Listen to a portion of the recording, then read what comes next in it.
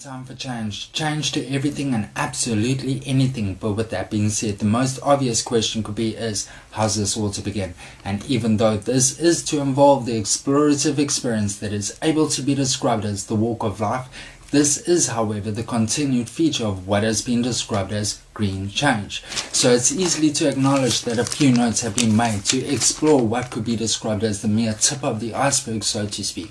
So just sit back, relax, and just listen up to what I have to say. So how to begin all of this? Well, it could be to start with the birth of Shiva, which goes by the following story.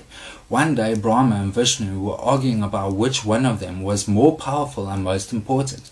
Right then, in the midst of the heated argument, an inexplicable blazing pillar appeared in front of them, whose root and tip was unable to be seen.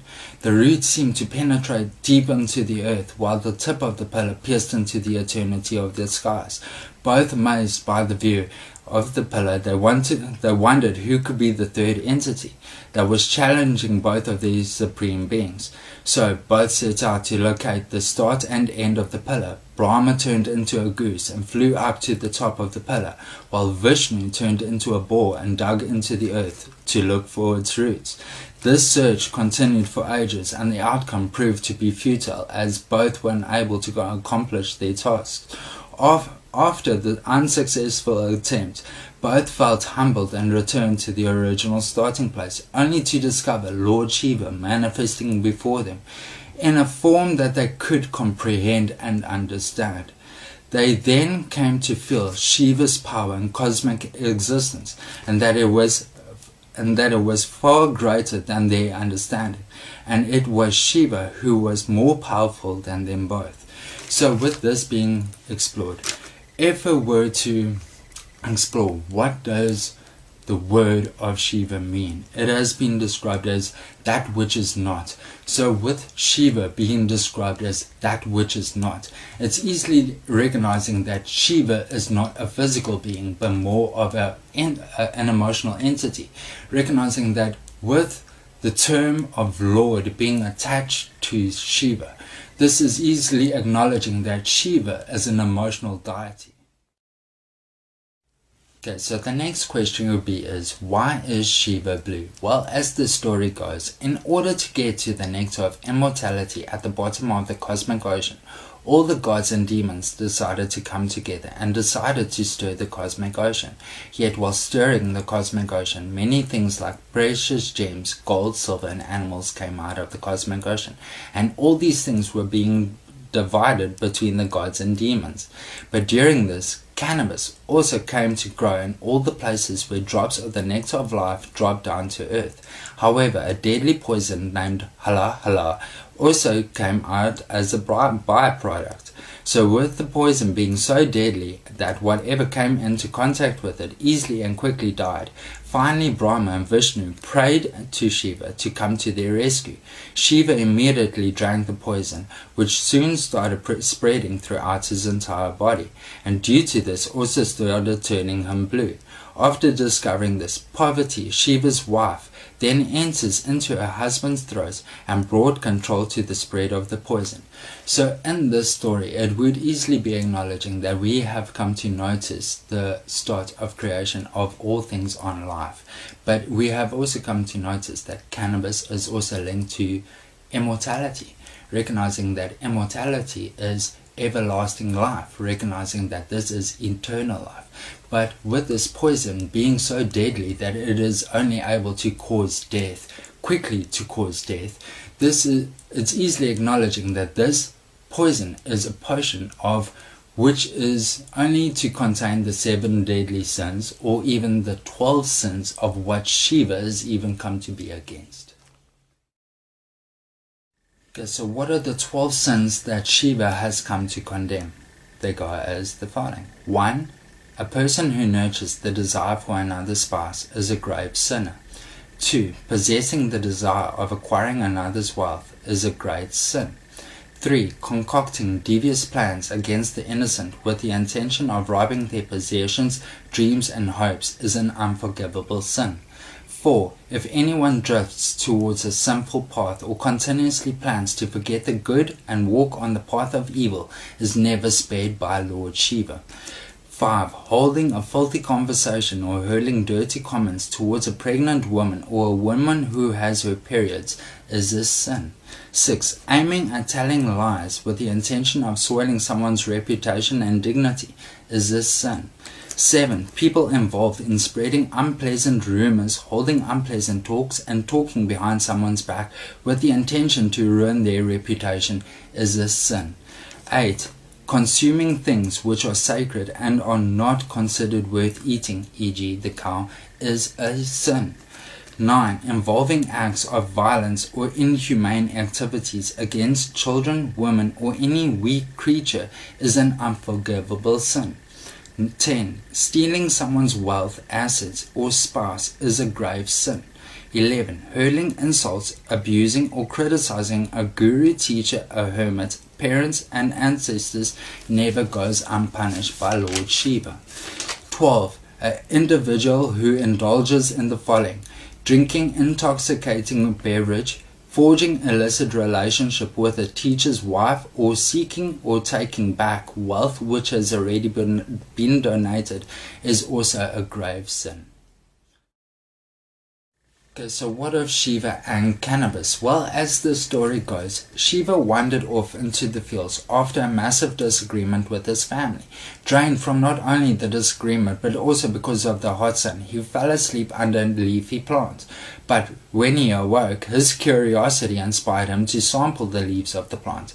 Instantly feeling rejuvenated, Shiva decided to make the plant his favorite food, and he also became known as Lord of the Bang, recognizing that Bang is a brewed tea from both the cannabis leaf and flowers of the cannabis plant, and that ganja is the dried leaf and flowers of the cannabis plant, and that the charas is the prepared tip of a blooming cannabis plant, recognizing that this is from pollen, and that in Hindu belief cannabis is one of the sacred plants, with Shiva apparently living within its leaves, and that cannabis has always been seen as a source of happiness but also that of a liberator, recognizing that cannabis was given unto humans to assist them to obtain inner delight and to free themselves from a state of fear and suffering, recognizing that cannabis is offered to Lord Shiva, especially during the Shivarati festival. Okay, so I would be acknowledging that through or by using cannabis, it is cleansing the individual from sin. Thus, it is allowing them to reunite with the spirit and with God. But within this, it is also allowing the spirit not to be tortured within the afterlife, recognizing that the medicinal purpose of cannabis within the Hindu belief is to assist the individual in sadhana, of which is the practice of meditation, equally realizing and recognizing that the sadhus of Shiva have also come to use cannabis to seek divinity through meditation. So what is a sadhu? Well, in Sanskrit it means holy man, but it has also been described as being a simplistic individual or that of a straightforward individual, recognizing that this is the fourth stage of life within the Hindu belief, whereby it's after being a student, after being a parent, and after taking a pilgrimage. In this, it would also be acknowledging that the sadhus of Shiva have also released themselves from a physical worldly life.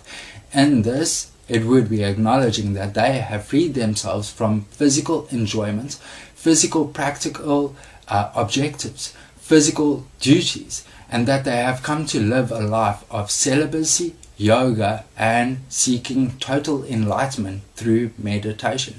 So with yoga being mentioned, it's also acknowledging that yoga is also that of union, and that if it were to explore the terminology of sadhu guru, it would also be acknowledging that guru is a guide of truth, whereby it's acknowledging that guru means darkness of ignorance, and that ru means one who removes. Thus, it is to remove the darkness of ignorance to see the truth of the light. Okay, so of course, Shiva is also the lord of the dance, with the Tandev being the most important dance to Shiva. Of course, with this being the cosmic dance of death that Shiva comes to perform to not only destroy this universe, but to recreate it as well. And that within Hindu belief, Shiva nearly comes to do this before his time, whereby the story goes as the following. One day, the father of the goddess, Sati, decided to hold the prayer ceremony. At the ceremony, all the gods would be invited and offerings would be made for them. But Shiva had married Sati against her father's wishes and wasn't invited. Sati, deeply upset and offended on behalf of her father, and in anger, Sati prayed intensely before jumping into the sacred fire of her father's ceremony. During this time, Shiva had been in the midst of a meditation, but when Sati jumped into the fire, he awoke in great anger, realizing what his wife had done. Shiva then started the cosmic dance of death, and the whole universe was about to be destroyed before its time. The gods present at the ceremony grew very concerned. Then, in order to pacify Shiva, they scattered the ashes of Sati all over him, and this did the trick. He never completed the dance, but he went into a deep state of meditation for many years, deeply upset over the death of his wife, and started to discard his godly duties. It wasn't until Sati was reborn as Parvati that Shiva finally came out of meditation, and where it was through her love and patience that taught Shiva about family life and moderation. Thus, Shiva lived with his wife, Parvati, and two sons, Ganesha and Kartikeya. Okay, so it is what it is, and it is more than what it is. The birth of Ganesha. One day, Parvati was at home preparing for a bath, and because she didn't want to be disturbed, she told Nandi, Shiva's faithful bull, to guard the door and not let anyone pass. Nandi faithfully took to the post and was intending to obey Parvati's request. Yet when Shiva came home, Nandi allowed him to pass. Parvati was highly upset because of this, but what made it worse was that Parvati felt that she had no one as loyal to her as Nandi was to Shiva. So taking turmeric paste for bathing from her body and breathing life into it, she created Ganesha, declaring him her loyal son. The next time Parvati bathed, she posted Ganesha on guard duty. Time came to pass, and again Shiva returned home, yet only to find a strange boy telling him that he couldn't pass to enter the house. Angered at this, Shiva ordered his army to destroy the boy, but they all failed, as Ganesha was Parvati's son. This surprised Shiva, seeing that this was no ordinary boy. So Shiva decided to fight the boy, and with his divine fury beheaded the boy, killing him instantly. When Parvati came to be aware of this, it not only upset her, but enraged her so much that she had now decided to destroy all creation. Yet Brahma had issues with this, and pleaded that she reconsider. She said that she would, but with two conditions. One being that Ganesha be brought back to life, and with the other being that Ganesha be worshipped before all other gods. Shiva, realizing the mistake, agreed to the conditions and sent Brahma out to bring back the head of the first creature lying down with its head in the direction of north. Brahma soon returned with the head of a mighty, powerful elephant. Shiva placed the head on the body of the boy, breathing new life into him and declaring Ganesha his own son, and with this also giving Ganesha the status of being the foremost among the gods and a leader to all of the class beings. Okay, so it is what it is, and it is more than what it is. The birth of Kartikeya. After their marriage, Shiva and Parvati lived happily in the mountains of the Himalayas. So while they were enjoying a moment of intimacy, a small quantity of Shiva's vital fluid fell onto the ground. Yet with this, an intense heat started emanating from it, and threatened to engulf the entire world. So acting upon the advice of Brahma and Vishnu, Agni went and consumed the vital fluid. Parvati felt insulted, and she cursed Agni, saying, "From this day thou shalt be omnivorous and eat unclean things. The vital fluid that you have consumed shall cause you unbearable inflammation." Instantly Agni got an unbearable inflammation all over his body, and came to plead to Shiva as to how to end this. Agni: Shiva answered, "You will be relieved of this when you have transferred the fluid into a womb of a woman." Agni retired to an isolated place, waiting for a suitable woman. He beheld the 6 critics, all shivering with cold, who arrived there. He transferred the vital fluid into their wombs, with all of them then becoming pregnant. However, when their husbands came to know about this, they cursed the 6 women to be turned into the stars of the skies. Yet before this transformation, the women aborted the fetuses on the Himalayan mountains. The holy river Ganges carried the fetuses to the secluded place called the Saravana, which was covered with reeds. Then, after some time, Kartikeya manifested from those reeds, and that since he was born with 6 mothers, he had 6 heads.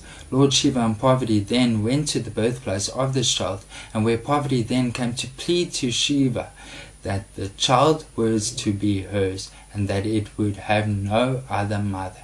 And of course, Shiva granted her this wish. Okay, so then it's equally realizing and recognizing that the performance of the Tandev dance, of which again is the cosmic dance, is easily to be described as a triumph over ignorance with truth, recognizing that through this performance it comes to disperse the clouds of ignorance and comes to inspire an individual with a sense of faith, hope and wisdom, recognizing that in this performance that is able to be described as so elevating and energetic that it comes to take the entire setting of the universe, with every particle in the universe being put into such a strong vibration that it comes to breathe life into matter, whereby this cosmic dance is easily to be described as a dance of consciousness, and with it being described as a dance of consciousness, it is then also easily to be described as a dance of deep meditation or a dance of deep prayer.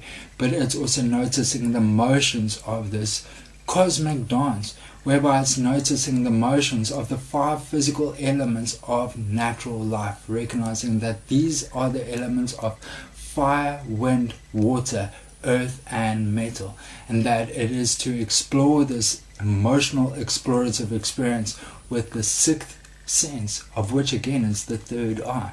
But in this matter, if it were to reflect upon the cannabis plant, it's also noticing that the 5 physical elements of natural life is also to be noticed within the 5-fingered leaf of the cannabis plant, and that the 6th sense is to be noticed as the bud of the plant, recognizing that on a more simplistic matter of all of this, it's also noticing that the 5-fingered leaf is again the 5 physical elements of natural life, but within the center of the leaf is again the emotional consciousness that we all come to want to explore within ourselves. This is where the truth of light comes to be acknowledged with the state of awareness, recognizing that the dance of the Dandev, or the cosmic dance, or the dance of consciousness, or the dance of deep meditation, or the dance of deep prayer, is easily to be described as the trance dance. So again, who is Lord Shiva? Now I would be acknowledging that Lord Brahma is that of the creator and Lord Vishnu is that of the protector.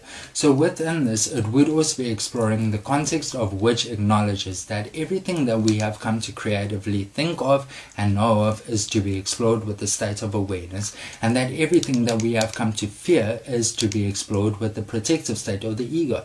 So with Shiva manifesting between these 2 states, it's acknowledging that again Shiva is more important and more powerful, recognizing that Shiva is that of the emotional consciousness. But within this, it would also be acknowledging that the emotional spirit within this physical state has come to exist without a physical name, realizing and recognizing that within this physical state, the emotional spirit is easily to be described as that which is not.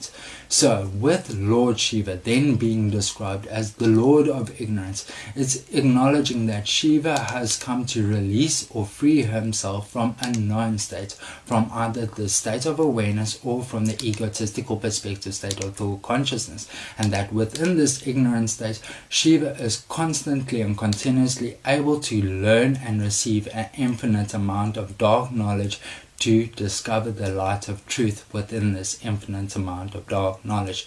So with Lord Shiva then being described as the Lord of Darkness, again, this is not describing as Lord Shiva as an evildoer, but more of being in control of the ignorant state that is constantly and continuously receiving and learning an infinite amount of dark knowledge to again discover the light of truth within this infinite amount of dark knowledge. So again, with Lord Shiva then also being described as being in control of all these demons, recognizing that these demons are to be associated with the 7 deadly sins, recognizing that the 7 deadly sins are also to be associated with the 7 deadly demons, of which have all come to exist within our state of being. So with Lord Shiva then being able to overcome these demons, it's again acknowledging that through overcoming these demons, we have come to control these demons as well. So if we were once greedy, and overcoming these demons, we are able to control the demon of greed, recognizing that in controlling this demon of greed, it is able to exist within a state of peace and compassion without having this demon coming out into this physical life for others to experience and for us to experience as well. So in this, it will be acknowledging that with Lord Shiva then being able to be described as the destroyer. Again, it is destroying the egotistical perspective state of thought consciousness's demons. And in this, it is also giving us a new life, recognizing that Lord Shiva has also come to reincarnate us into a new life. So in the words of Ramdas, all that you seek is already within you. In Hinduism it's called the Atma, in Buddhism the pure Buddha mind. Christ said the kingdom of heaven is within you. Quakers call it the still voice within. This is the space of full awareness that is in harmony with all the universe, and thus is wisdom itself. In the words of Buddha, I am not the first Buddha who came upon earth, nor shall I be the last. In due time another Buddha will rise in the world, a holy one, a supremely enlightened one, endowed with wisdom and conduct, auspicious, knowing the universe, an incomparable leader of men, a master of angels and mortals. A quote by Jesus written in Matthew 6 verse 22, which is as follows: But the lamp of the body is the eye. Therefore, if your eye is sound, your whole body will be illuminated. In the words of Haile Selassie I, we must stop confusing religion and spirituality. Religion is a set of rules and regulations and rituals created by humans which were supposed to help people spiritually.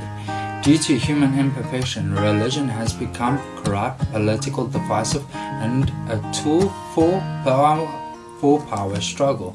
Spirituality is not theology or ideology. It is simply a way of life, pure and original as given by the Most High.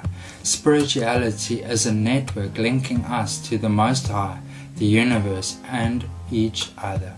Now, if Lord Shiva has also been described as the Lord of Meditation, it is easily acknowledging that through Lord Shiva also coming to meditate, he himself has come to connect with something far greater than himself within himself, which is God's love.